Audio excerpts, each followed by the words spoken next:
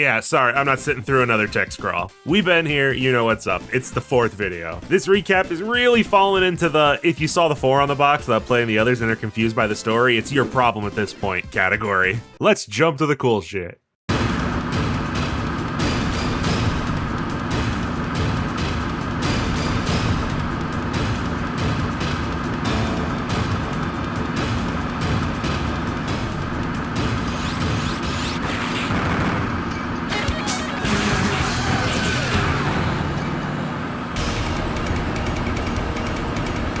Alright then, where's my sword? What? What? Come on now. What is this? I'll dig into this mechanic much later. For the moment, you only need to know that this is the Zero Knuckle, and it can yoink the weapons from certain enemies. It's also the only alternate weapon in 04. There is no pole arm replacement and no shield to speak of. No other immediate gameplay changes though. Some of the animations have been touched up, such as Zero's buster firing, but overall everything is as smooth and responsive as always. Zero takes out the head of this attacking convoy and meets the humans who are being chased by Dr. Vile's army. Though, the only one that seems to be willing to speak with him is Neige. It's French, like every other damn name in this franchise, and yes, that's how you say it, that's how they say it even in the audio drama, do not fucking chowd me on this one. She's a journalist who is aware that Vile was banished from Neo Arcadia at some point, adding to my confusion from the previous video about how much the populace actually knows about Vile and the Elf Wars. Zero is confused as to why humans would be fleeing Neo Arcadia at all, and the answer isn't what he wants to hear. Since a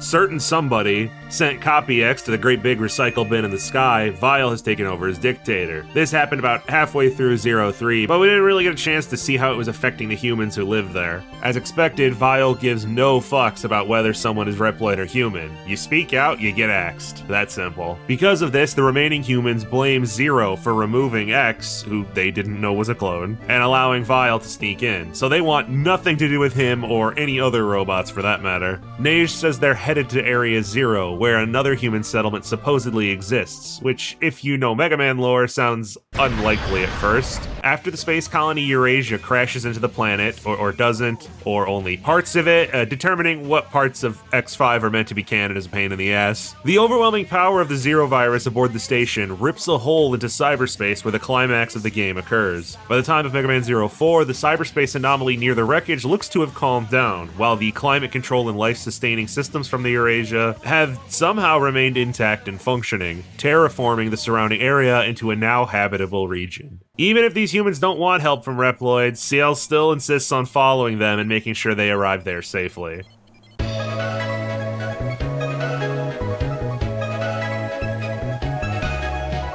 You don't know it yet, but you'll be crying over this song in a few hours. As someone who had some serious problems with 01's levels, but thought 2 and 3 did a pretty damn good job for the most part, the level design here, right off the bat, just annoyed me. It's a very short jaunt, but the entire thing is littered with these turrets just above you on every wall. Now, what's meant to happen here is rather obvious. At the start of the stage, you can use the Zero Knuckle to grab these fire blasters whose weapons shoots out vertically, but the screen is so small that the line between you can hit the enemy and the enemy is now on screen and firing straight down at you is a very narrow tightrope to jump around. It's not a big deal. I mean, it's a good thing this is the only level to use turrets like this.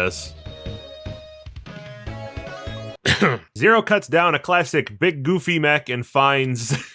Welcome to the Zoo.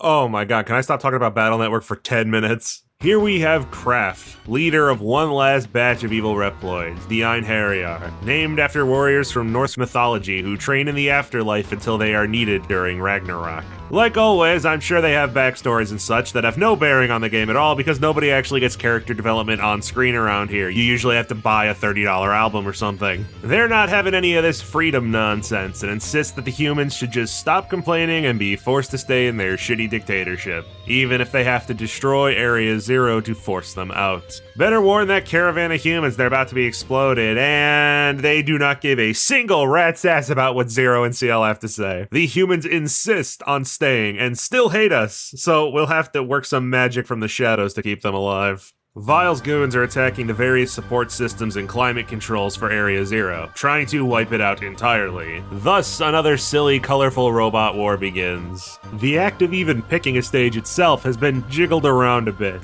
Because the climate control systems from the Eurasia are still a bit out of whack, the weather changes rapidly in the neighboring regions. This can either serve as an assist or obstacle for Zero, depending on the elemental alignment of the maverick assaulting that area. The three possible weather conditions still fit within the Zero franchise's narrow three-element system: sun for fire, snow for ice, and lightning storms for elect. The weather forecasts act as a method of soft difficulty control. Some obstacles are made easier or flat out turned off if you enter at the right time. The game also tends to put collectibles in areas that are either harder to reach or flat out impossible to reach on one of the variants of a stage. It doesn't cause as much of a visual change as I would have hoped. Some are significant, but a lot of areas feature a single screen that takes place outside, and then you're funneled back into the usual interior hallways you'd expect.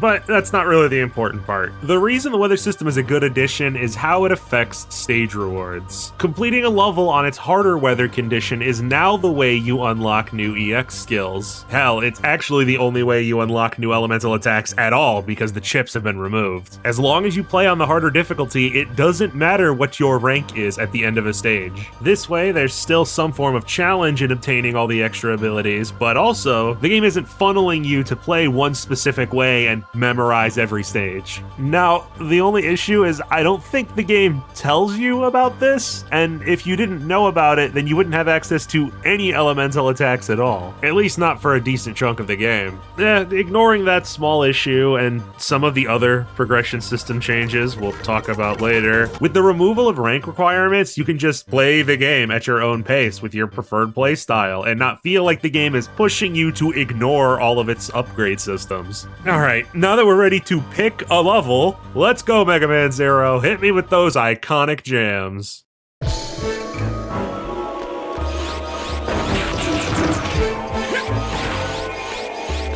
Oh, I wish you could see the scrunching of my face as I go through this game's OST. We're talking music here, so this is entering 1000% personal taste territory. It's okay. Coming from the last three games and just Mega Man as a brand, I was prepared for an A+ OST as always, but Zero 4's soundtrack is definitely alright.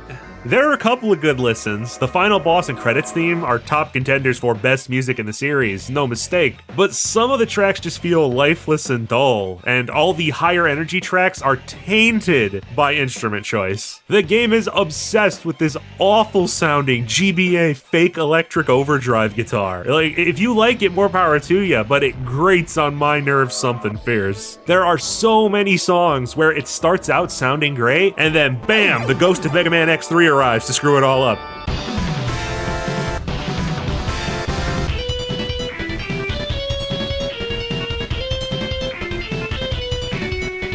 To be clear, these are good compositions with bad instrument choice. Some of these songs have been remixed, some of them by the composer himself, and when released from the Game Boy Advance shackles, they sound infinitely better.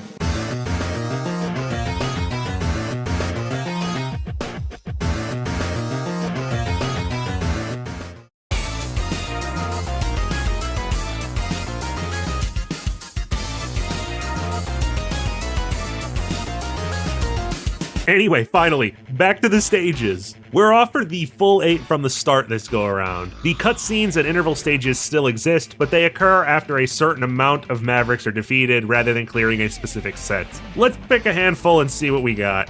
Hibernation Chamber. Starts off with two paths that fork depending on whether the facility is snowed in or not. The interior that makes up the majority of the level is a bog standard maintenance tunnel where you ride elevators very slowly. There'll be a few spike traps that only appear when the weather is cold, and a mini boss that is simple and predictable but quickly overstays its welcome when you realize you have to break all 4 spawners, and I swear, even with the X skills this takes all day. A lot of the mini bosses feel too tanky, honestly. They're all very easy, but they just drag on forever. I'm actually curious if I'm doing something wrong or they just all have way too much health. underground forest is filled with these vines that regen when the sun is out. Shooting them is next to worthless, as is fire for some reason. Not even the sword gets rid of them in a reasonable amount of time. Plucking them out with your hands is the fastest method, faster than slicing them with a 5,000 degree burning stick. Particle beam is your usual platformer crusher stage, only the crusher is horizontal. The main enemy here is a bunch of big stationary pillars. Hide in these little alcoves, don't get obliterated by the plasma cannon. Very straightforward, very bland. The boss is a big turtle guy. He's not difficult to fight, but why are they still making bosses that spend the majority of the time flying around off screen? Just in general, the bosses in this game. I've had my gripes and nitpicks at a few bosses before, mostly in 0-1 where it felt like they hadn't quite nailed it down yet. No game is perfect, but the Reploids in here are way more memorization and retry based than those in 0-2 and 3. So many of 0-4's Mudos Reploids have a ton of attacks that fill the screen rapidly and can only be dodged by knowing the very small specific safe windows to stand in, or what patterns to quickly dash through. I know this sounds like a super obvious regular boss fight thing, but trust me, when you're playing the game, there's a difference. There's really only been 1 or 2 bosses in the other 0 games that were like this. But in 0-4, it feels like half the bosses have an attack with some kind of oppressive range that requires pattern memorization, and the boss fights are still baby easy curb stomps. Yeah, you thought I was about to complain that the bosses were too hard, but no. I didn't even really bother weakness checking most of them until it was rematch time. I just used whatever attacks I felt like. This is the easiest 0 game by far, and to me there's no contest to that claim. It starts to feel as if whoever was in charge of balance decided that, well, since ranks are no longer a requirement to unlock anything, they were given carte blanche to just whip up whatever, because, well, there's no penalty for dying or taking damage now, which doesn't matter to me. I never liked the ranking system anyway. Or perhaps they just didn't have the time to fine-tune and balance things the way they wanted because the game was rushed and the programmers were bored. More on that possibility near the end of the video. 4 stages in, the human settlement near Area 0 comes under attack again. This time, Kraft is leading the charge with his comically oversized box cutter. Oh, he also shoots missiles or something, I guess. The two tussle for a spell before Zero realizes that his opponent isn't even really trying. Kraft continues insisting that humans are beyond saving. Vile is what's best for the world, and it would be a fool's errand to go against him. He's quite obviously trying to convince himself more than Zero. Just then, Neige decides to blunder her way in and get scooped up. Excellent. Let's go, we should save her. She's the only human who hasn't told us to pound rocks yet. Wait, oh, look at that. The humans are already apologizing after we saved them, so they can beg us for help to save her. I appreciate them finally attempting to add a human element to the story of a Mega Man game, but the plot in 0-4 is so thin and rushed that they just come off as adding nothing. We won't even interact with the human settlement again after this.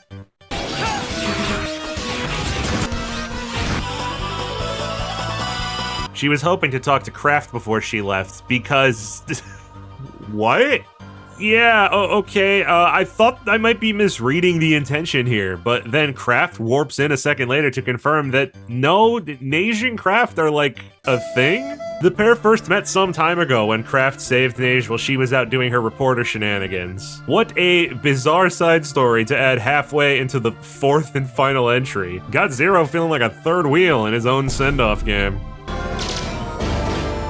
Oh, thank God. Vile, do some comically evil bullshit and save me from this becoming a weird shipping thing.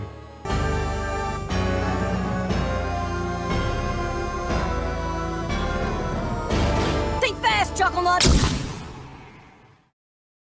Alright, halfway point. Let's get back to work. Trying to play this sun level, it's one of the more unique and platforming heavy areas. You have to hurry out of the direct light before this meter fills up, otherwise you'll take damage. It's pretty fun, but I feel like I'd be able to progress a whole lot easier if I had my double jump. But come to think of it, how the hell do I even get upgrades in this game?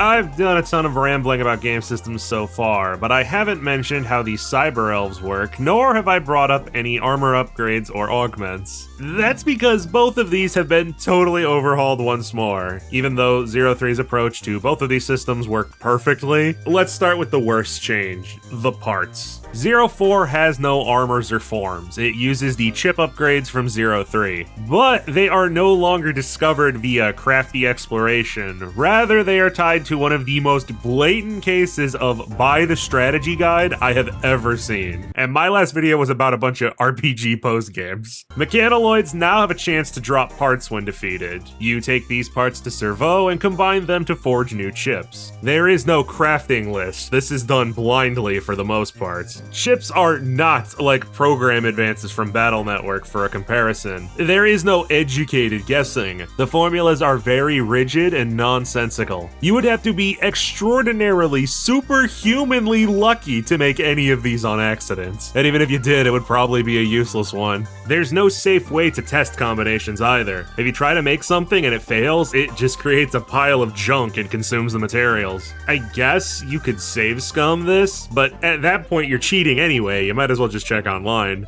Even if you use a guide, the parts you need are going to be spread all over a bunch of levels, so you're gonna have to look up where those are as well, then blow up robots until they eventually drop them. Realistically, you just won't have many upgrades naturally, if any at all. You'll either be missing the materials or the blueprints to craft them. Some of the blueprints for the chips can be learned from NPCs at various points, but not even close to all of them. If you just look up the mass crafting list, the system is fine, but still meaninglessly overcomplicated. On the other hand, the new elf mechanics are not significantly worse, they're just different as well. Cyber elves are no longer a collectible. Instead, Alouette, a small Reploid tot who's been hanging around since the first game, is taking care of a singular cyber elf, Quar. I tried for several minutes. My English tongue simply cannot pronounce this level of French. I'm so sorry. Foregoing many separate specialized cyber elves, Croissant evolves to become more advanced and intelligent over time as they absorb more energy crystals. Our little pal Crepe has access to all three elf categories on her own: nurse, animal, and hacker. The more matured they are and the more stages you complete, the more points can be allocated to the three segments, activating different effects. HP boosts, movement buffs, hell, animal is where they decided to hide the element chip effects, so probably won't ever be using those. Spending 3+ of your very limited points on a feature that used to be free is probably not tactically sound. The whole process oozes switching things up just for the sake of it. I wouldn't say it's better or worse than the previous method. The end result is you'll probably have two mid-level abilities active at the same time, just like the satellite elf. Functionally, there's not much of a difference, but I don't think it takes away from the experience like the part assembly system does. As Zero polishes off the last of the Einherjar, an urgent call comes in from the home base in Neo Arcadia. A giant power source is detected just outside the planet's atmosphere, and wouldn't you know it, it's our boy Vile as expected. Using the Einherjar as a distraction, he was able to complete Ragnarok, a space station equipped with a massive laser that will cut out the middleman and wipe out Area Zero altogether.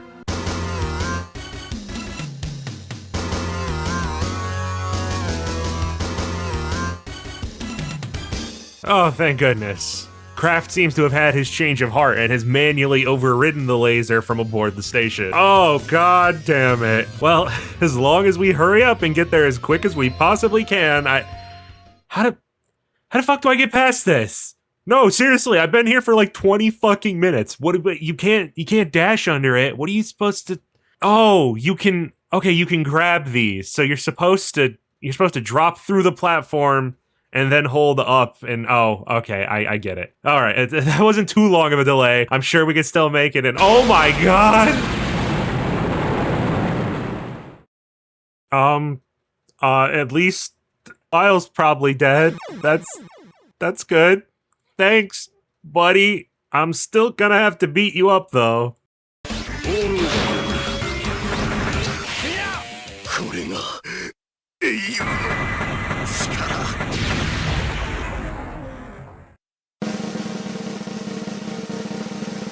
So yeah, there goes any redeemability Kraft might have had.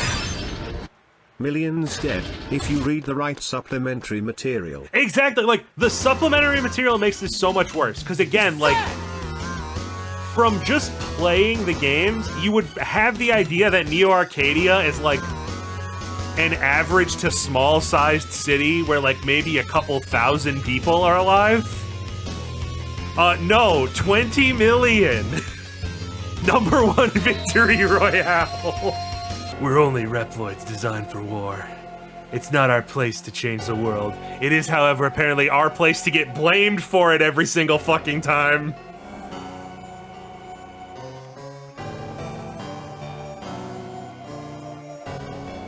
The humans that fear anyone who feared you was right. You just did a genocide. Fuck you, Kraft. Even if you only thought he killed thousands instead of millions, I still find it hard to feel bad for this guy. Well, the thing is, if I assume there were a few thousand people in Neo Arcadia, in a minute we'll see that they were able to rescue some people. You could assume that a decent percentage of them were saved. Not 20 million. Wait, that was the last city on the planet, right? Yep.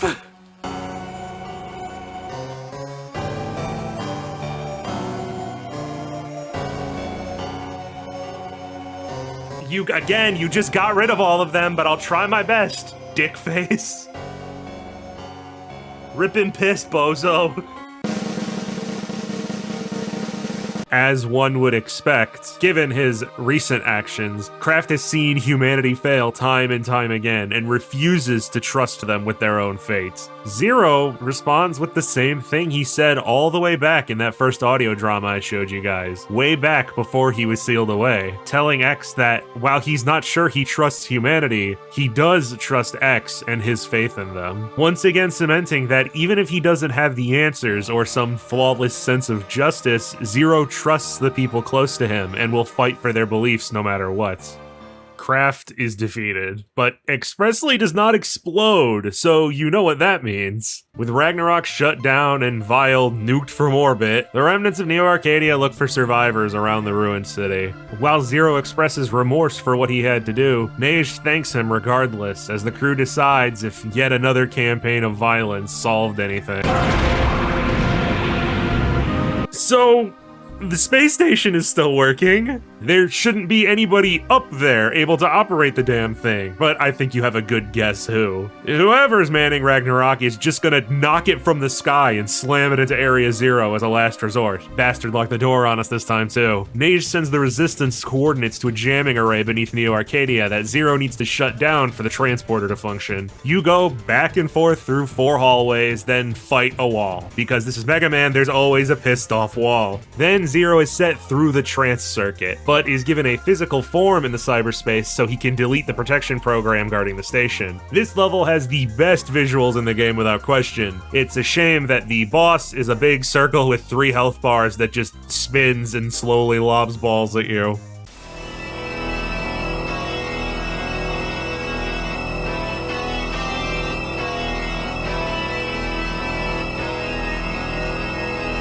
Finally reaching Ragnarok, that slow-paced music mixed with that obnoxious wailing guitar sound at last finds its proper place in the soundtrack. It feels appropriate for this final approach. Then the boss rush kills the mood, but fuck it, we were getting immersed for a second there.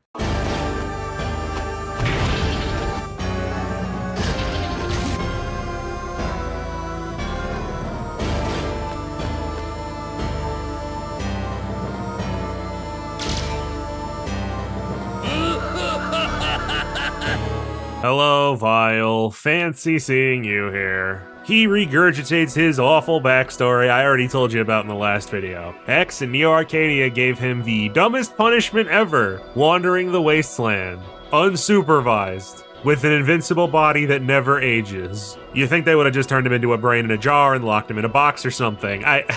I'm sorry, there are a lot of parts of this story I love, but you cannot convince me with any level of headcanons or excuses that this wasn't the absolute, no question, stupidest fucking course of action they could have taken. Just let me beat him up already.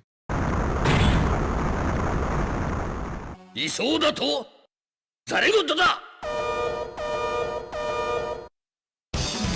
Got After merging with the core of Ragnarok, Vile's moveset is odd. It seems to be based at least partially on Hidden Phantom. I'm not sure why. It's possible this phase of the fight is readapted from the initial concept battle with Hidden Phantom's Armed Phenomenon form, which was never used. There's even a decent physical similarity between the two. Not that he's boring or anything, he does have this really fun move as he nears his limit where he'll throw out projections of the Hachi Shinkan, each of which performs an attack from their boss fights. さすがだな英雄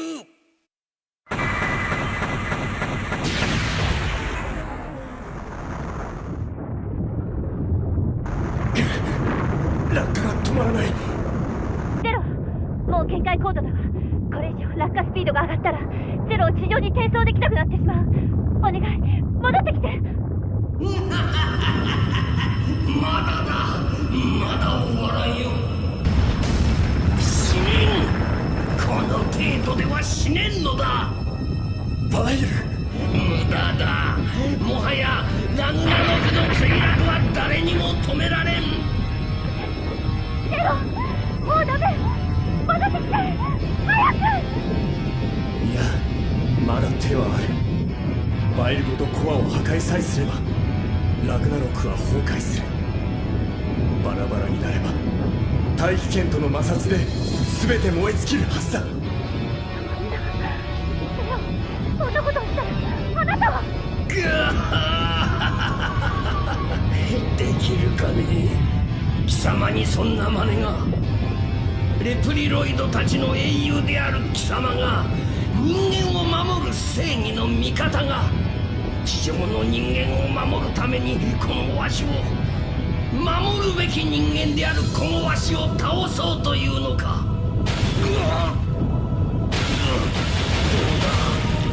痛みは貴様にわかるか俺は正義の味方でもなければ自分を英雄と名乗った覚えもない俺はただ自分が信じる者のために戦ってきた俺は悩まない目の前に敵が現れたなら叩き切るまでだシール俺を信じろ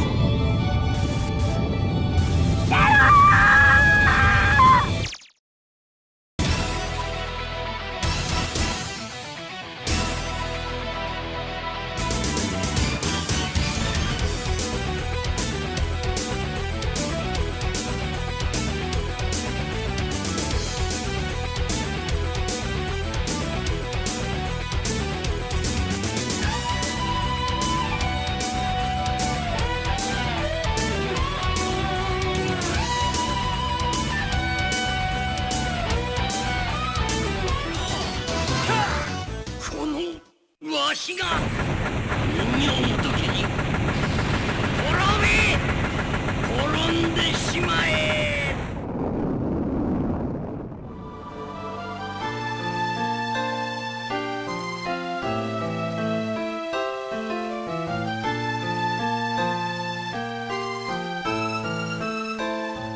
Vile is gone, Area Zero is saved, and for the first time since the Elf Wars, humans and Reploids can live freely in peace. All thanks to one brave, loyal man who defied his very existence for the sake of others. Here lies Dr. Wily number infinity, 0. He died as he lived. Dying because X fucked up. The whole length of my playtime with 04, I had the same thought all throughout.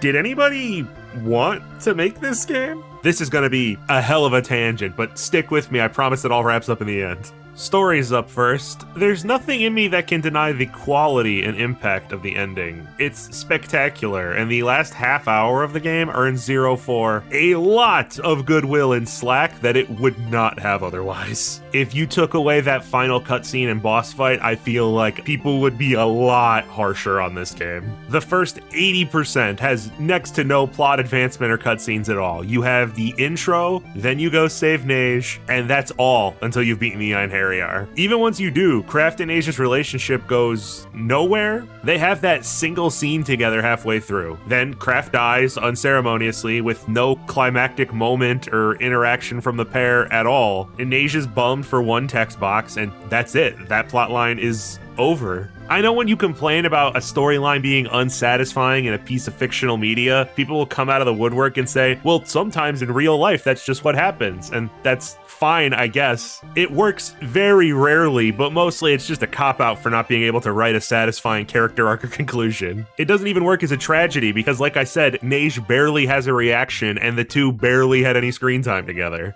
I was so sure that Kraft would return to help Zero at the final second, and maybe sacrifice himself then, because, well, he didn't explode, he just sort of turned off. Hell, never mind any of that stuff anyway. We should be focusing on Zero more than ever if we're preparing to kill him off. But Kraft and Neige are awkwardly tossed in as the focus for most of the game, while Zero and CL just sit in the background and watch, having their stupid little conversations over and over. Oh boy, I sure hope humans and Reploids can live peacefully. That would be pretty dope, I guess. By the way, Zero, please don't die. This is every conversation the two have for the whole game. And that's before we even get to the fact that the other main characters have vanished entirely. I'm curious, did you notice that I didn't mention Harpuya, Fafnir, or Leviathan a single time? Why wouldn't the Guardians help Zero, or at the very least try to protect Neo Arcadia from Vile or stop Ragnarok? That's because they're dead. They were killed off screen. Possibly. Maybe. You kind of have to assume they died because there are only 2 habitable areas on the planet and they aren't at either of them. Not even the people who worked on the game know, and different staff members have given different answers. Initially, the idea seems to have been to imply them as having died against Omega's final explosion in 03. Years after the fact, the Mega Man Complete Works books released with all sorts of behind-the-scenes info. These list the Guardians as simply missing, removed from all of Neo Arcadia's active persons records. So the answer after all these years is, there is no answer, only that they are eventually dead by the time ZX happens. Switching gears over to gameplay, I won't dig on the bosses anymore, you already get my point. To me, they feel simultaneously more annoying and less polished than the previous games, while also being easy enough to just blast your way through on one attempt without even really learning anything. I do want to grumble about the level design a tad still. Perhaps I've lost my mind, perhaps it's purely my personal taste, but a lot of the levels felt stock and lifeless. Many stages are very basic, repeating rooms over and over, and even more flavorless if you play the standard version of the level rather than the weather-altered version. There's just so much flat, empty space and bland hallways. Even when they do add some sort of gimmick, it's usually not very impactful or interesting. Sure, the city is unique and it looks nice, but that's because it's filled with crushing blocks that look exactly the same as the rest of the stage. The Magnet Desert is interesting with its low gravity effect, but that just results in you jumping over the entire level. The Ocean Dive is the worst of them. You have to fall through this featureless block maze for 2 minutes, then you climb back up these huge empty stairs that are just covered in turrets to pretend something is actually happening, and that's the whole stage done. Look, I'm sure the others did this too, but there is no other Zero game where I had this consistent vibe of deja vu. There are level chunks that repeat a good 3 or 4 times in a row with the same enemy placements and everything. And that wouldn't be that bad, but it's not like you're doing anything or getting stopped to handle interesting mobs or anything. The Zero Knuckle is never used for platforming or stage traversal like the chain and recoil rod were. 75% of the enemies are these nobody purple goons or some sort of stationary block.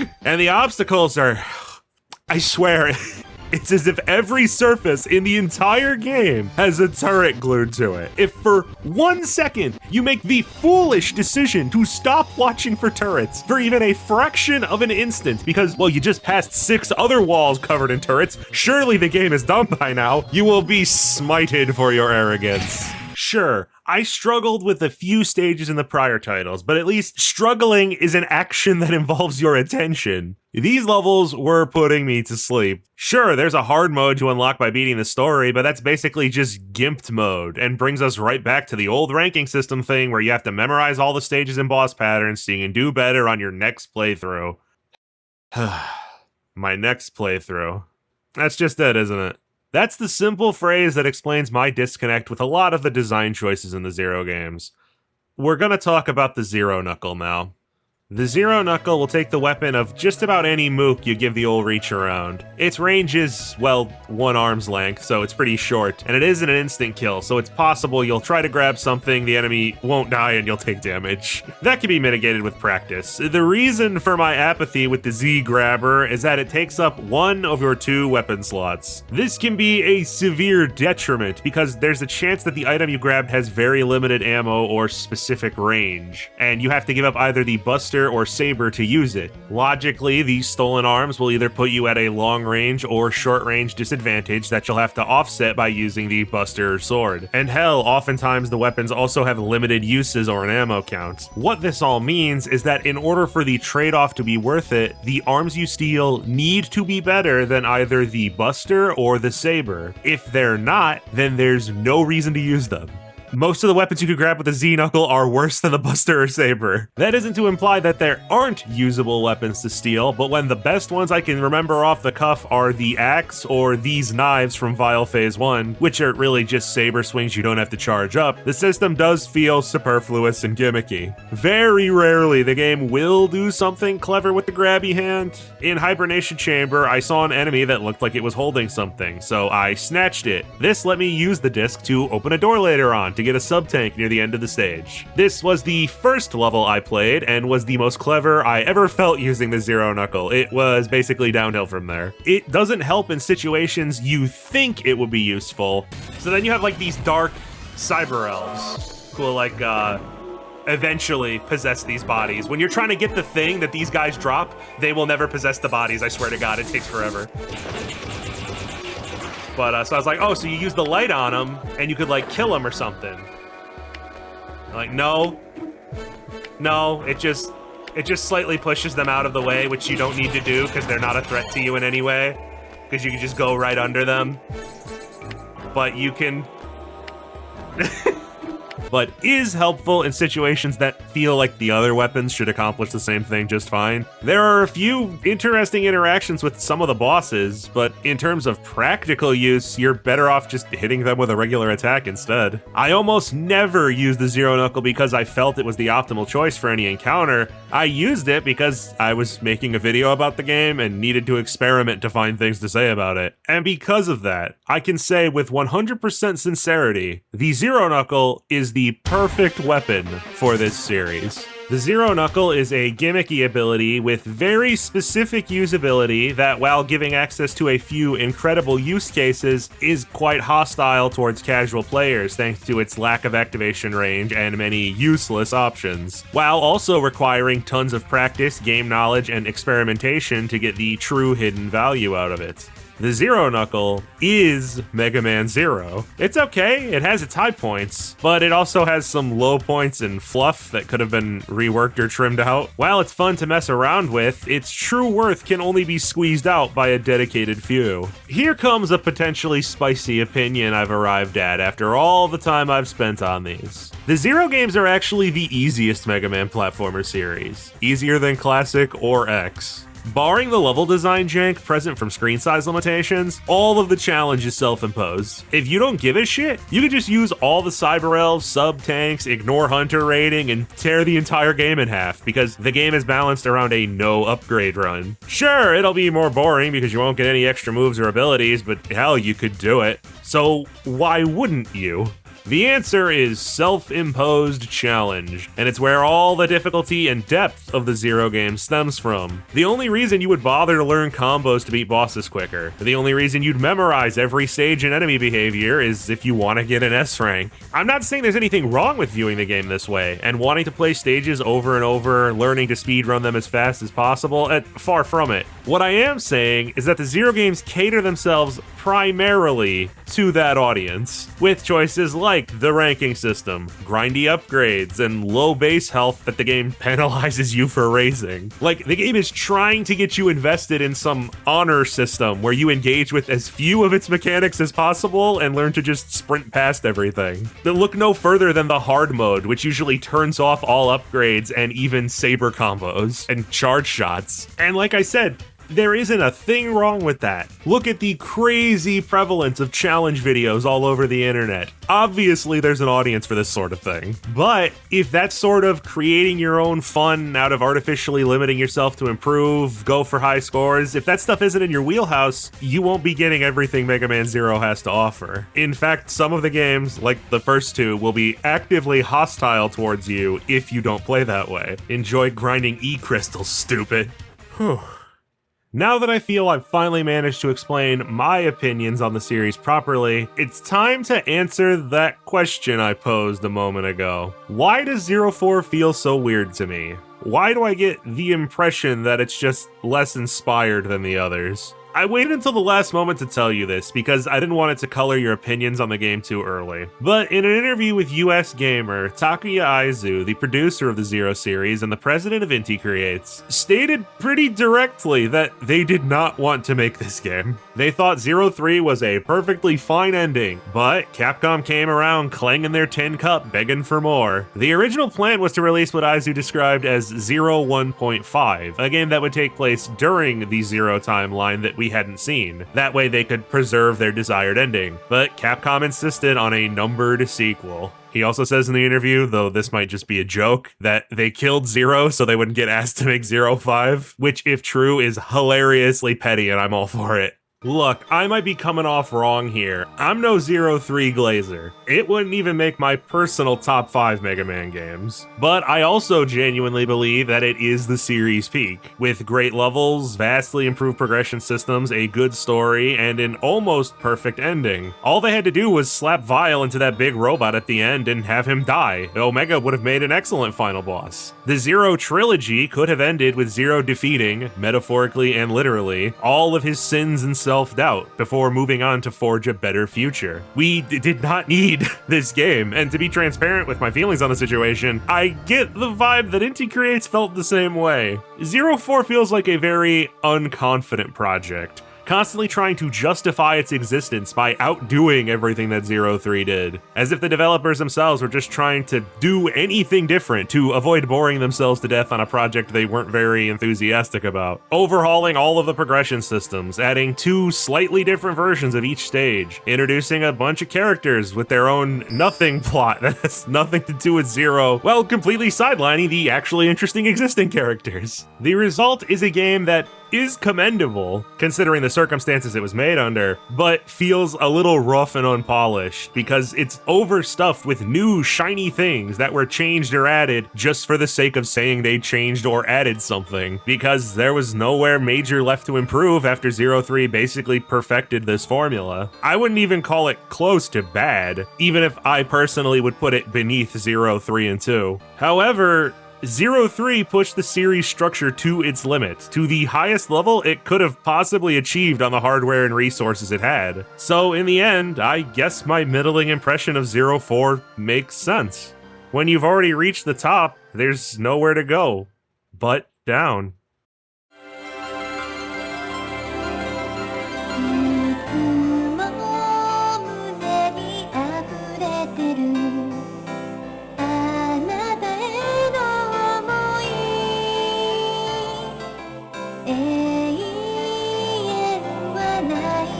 That